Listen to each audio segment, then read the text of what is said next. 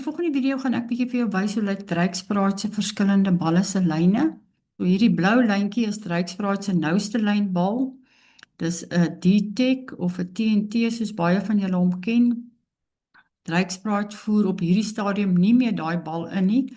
Maar sou jy 'n D-Tech wou hê, dan kan ons vir jou een invoer. Jy moet net in gedagte hou, jy moet dan self die bal ontwerp en dan sal ontwerpkoste by.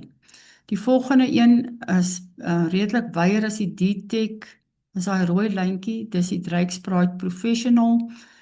Dis 'n baie gewilde bal, jy kan enige posisie speel van lead tot skip.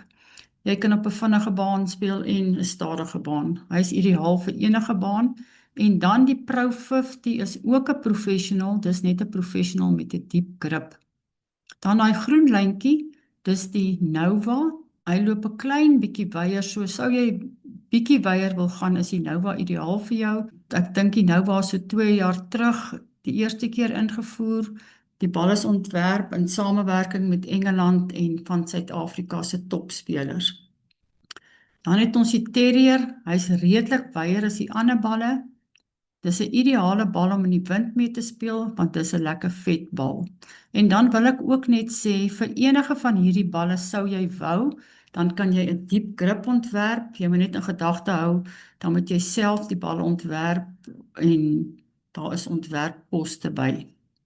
Die Nova kom wel ook uit, net soos die Pro 50, kom die Nova met 'n gewone grip uit en 'n diep grip. Indien jy enige navrae het, kontak my gerus.